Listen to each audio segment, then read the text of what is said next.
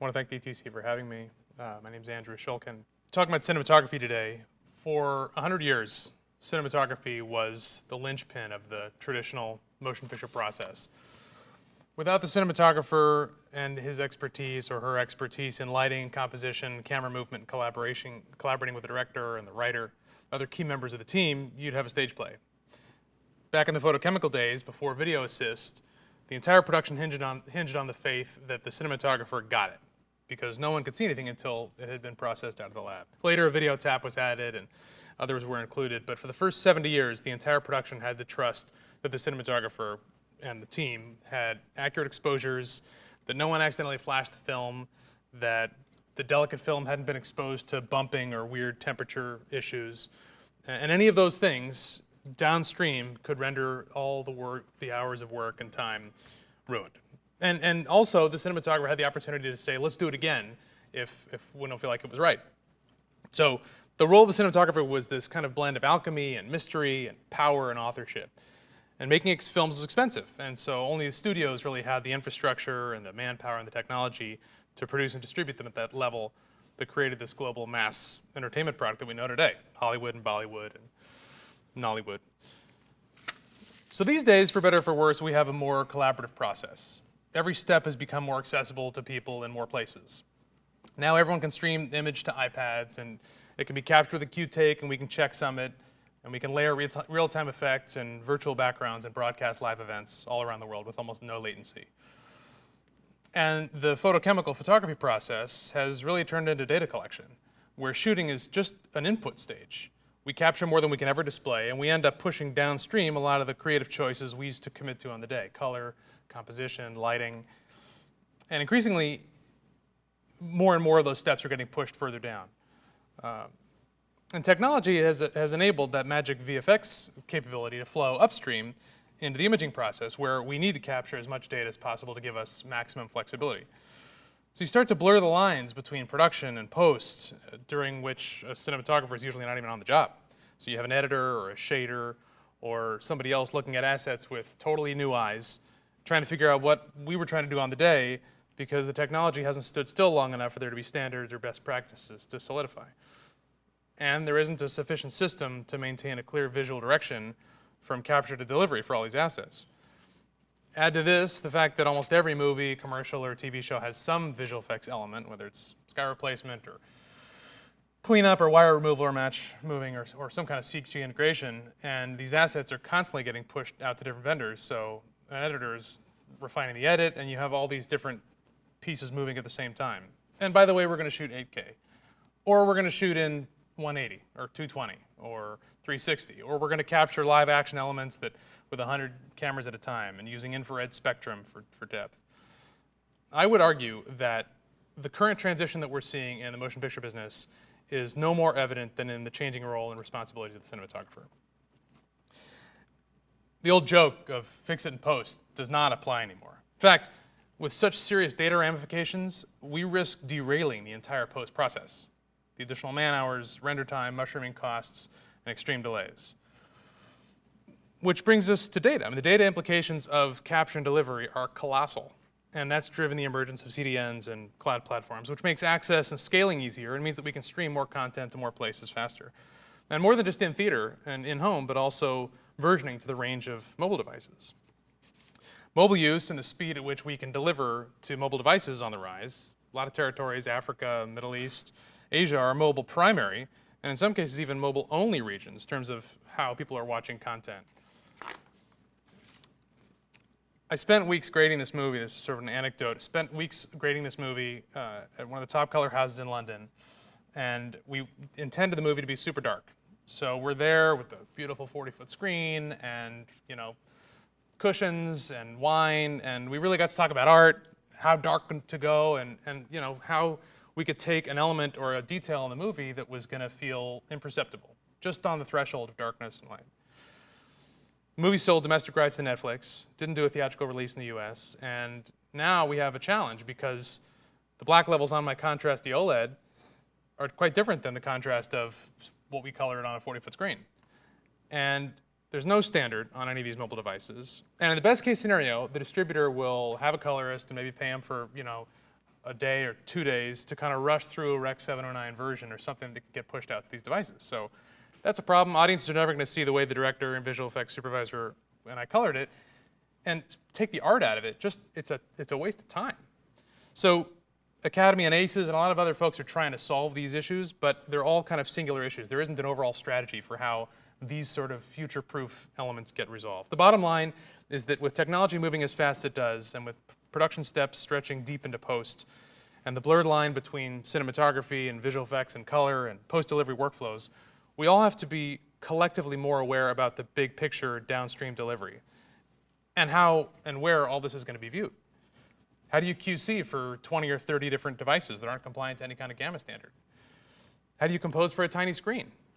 If we know that we're primarily delivering to mobile, do we frame differently to make sure that small details aren't missed? Do we deliver a second edit with important details that are scaled or shots prioritized to make sure that those pivotal story points aren't missed? The efficiencies of battery life and efficient graphics processors and IMUs and high-quality imaging and high-resolution displays in such a tiny, thin package puts mobile at this unlikely forefront of the content business. I think that storytelling has always, historically, tried to be as immersive as possible, to seduce and to delight audiences in different ways, transporting people to different places, Coliseums and the Globe Theater and call and response theater and all kinds of stuff like that, surround sound, Cinerama, goes on and on. And motion pictures have been the best way to do that for a long time. And now we have newer and faster and better tools to improve on that. Video gaming, which is really a different business until this point, sprouted from different seeds. It was first motivated by the interface and what you could do with it, whether it was Pong or realistic graphics or online gaming now with Twitch and Comic-Con events and meetups and all the crazy ways that that's been teased out into the mainstream. But now these worlds are colliding because of the interactive device that's already in people's hands. You used to go into a room to go meet the content in a preordained space. And what's changed with the smartphone adoption and graphics processing isn't that we're carrying a little TV in our pockets. It's that in our pockets we're carrying a window into which we can dive as deeply as we want. We already have it. And the hardware and the software manufacturers have too much opportunity wrapped up in these addictive devices that we buy a new one every year to not keep up with consumer demand. So now we just have to program content for them. The immersive aspect of this interactivity is not to be understated either. Just like our own field of view, our smart devices allow us to explore a world beyond the frame. In its most basic form, the interactivity of a user, whether you have it as a window or as a head-mounted display, looking around gives the viewer a sense of autonomy and choice. In more complicated forms, users can engage with content making simple or complicated choices, shopping or linking to another application. And I've observed a hierarchy of interaction levels which exponentially increases user engagement at each level. So first is fixed, where someone is in a fixed position and you're just observational. The second is where you're able to move around and of course have that agency as you can with a lot of the 6 DOF experiences. The next is touch, where you're able to touch something that's corroborated in the space, sort of like the void. Also interaction, where you're able to engage with co-located virtual spaces, where you can open something and something happens. There's another level of engagement. The next, and one of the highest, is human audio interaction. So whether that's a chatbot or that's interacting with a human voice that you hear that's live, that's another level of interaction. And the ultimate is when you feel another human body. And anyone who's done the hero experience or several of the other, it's still limited, several of the other experiences where you can engage and touch another person, it engages you in a way that you could not have imagined. It won't be immediate, and at first it'll be only additive, but eventually immersive landscapes will become the norm. And where you're seeing the image doesn't mean that everything's a 360 experience, but it means that there's more to see outside of your field of view. I think that's sort of a Pandora's box to a lot of people. I think there's some advantages and disadvantages to it. So if our future is interactive, what do we do about it? Well, on the production side, we're already changing how we build things. We use augmented reality tools for framing and for approximating the sun's path. We use SketchUp to design sets, and previous teams are using Unity and Unreal to build out action sequences and in a lot of cases with such effective realism that we've re-rendered previous elements for the final picture. When we shoot uncompressed or raw, we're pushing off our color and density decisions. When we shoot 8K, we're pushing out our reframing choices, our composition. Animated movies have been doing it since Toy Story, and the visual effects community has been doing it at least that long. We have principal characters that are entirely in CG, and we're capturing volumetrically to put a live action asset into a virtual environment. So we're already working with interactive assets, even if we aren't quite delivering them interactively yet. And we're making content that alludes to this interactive future. So you don't have to look very far to see what the kind of public appetite is. On the delivery side, it comes down to data. And I think that both in purpose and in form. So as viewers become users, the user interaction gives us a data set that's an order of magnitude more than we can derive from a passive rectangle. Between geolocation, natural language processing, and targeting more personal content to more specific segments, just to name a few, we can use data to make our content better. And we're on the brink of an AI awakening with an onslaught of products and tools that will make the process of data collection smarter, faster, and cheaper. And it can be a good thing if we stay alert and continue to manage it. On the display side, we still need higher quality displays, inputs, and more collaboration to create best practices and the scaled workflows that are prepared to deliver varying levels of interactivity to waterfall experiences. So it's not just that you have an experience for one platform, but you can engage with it in a variety of different ways. And it forces us to ask, how do we future-proof these experiences? Because inevitably, those interactive opportunities will become greater down the line. And how do we assure that the look that we create in one is going to be consistent across the board, especially when it's for a brand that really matters or really cares about it? Beyond those dangers are the interactive future is not without hazard. I think one of the biggest issues is that the global consumer market has driven these high-end hardware and software manufacturers to sell more products at a lower price point, increasing the affordability and giving away some of the valuable tools that are only available at the high level, and accelerating the democratization of the technology for people of all experiences. So at the same time, the world of the visual effects community has become infinitely more accessible to casual users, where you can use your iPhone for facial mocap. You don't need a room full of servers anymore. Auto track and model and composite in free software. I think if we aren't careful, as with any competitive market, it becomes a race to the bottom. But the biggest danger is glut. And the tech companies with deep pockets and an appetite for risk are able to dominate traditional studios and kind of co-opt the purpose in a different way. And they've found an opportunity, not in the content or the substance of the material, but in the data collection for those accessing it. And so in many ways, the motion picture business has been drawn into this competition of the information business, which is reordering our business with a more user-oriented focus. That's not necessarily a bad thing, it just requires our involvement. So even though the content isn't actually the commodity in this case, in a world with all these new high-end tools in so many hands, we're generating a lot of it. And it's put us on the brink of glut, requiring algorithms to even connect us to content that we like and ultimately driving down overall quality. And I think the danger is in over time, there's a prevalence of this lower quality product. It could drive down our overall appetite for quality. And we don't want, and then glut could be the norm.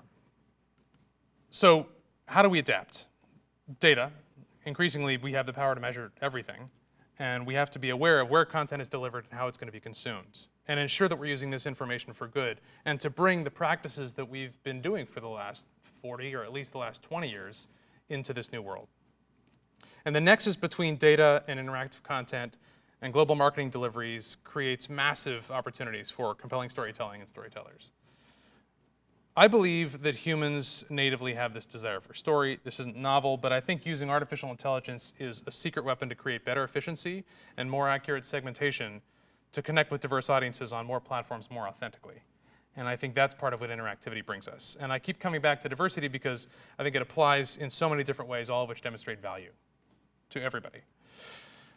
And because our business is starting to stretch wider than just the motion picture business, bigger than sports and bigger than news and esports and all these other entertainment verticals that are already converging, the future of interactive content will not only impact the future of content, but the future of collaboration and the future of commerce, the future of work, the future of population distribution. And soon tech companies will control our cities and how we access entertainment and how we get from place to place.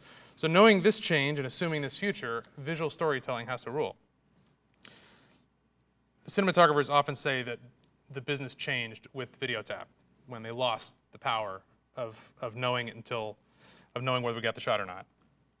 I disagree. I think the most dangerous point of inflection in the digital workflow wasn't dynamic range or screen brightness or the video tab. It was the inexpensive ability to make non-destructive choices, whether that was in nonlinear editing or framing or color. It was the ability to push those choices downstream. And I don't think it's bad, and I don't think the tech companies using content for their various purposes is bad. I just think that it's something that we have to adapt to. Coupled with that hunger for data collection, that's opened the door to glut. And interactive storytelling, I think, helps to kind of realign that future. It puts data to work in productive, groundbreaking ways. It connects people in productive, groundbreaking ways. And it positions us for the post-screen future, which is 5 years down the line or longer. But it positions us for that future of entertainment in an immersive way that follows the traditions of human storytelling. But we have to get involved, and we have to take it seriously. I think we can agree that the future promises to be more interactive, not less. And we need people responsible for quality, making sure there is film in the mag, keeping exposures on point, ensuring that the images of a level of quality. And in terms of the production process, cinematographers have always been the ultimate storyteller. So if the future is interactive, is cinematography dead? No, I think quite the opposite. Thank you.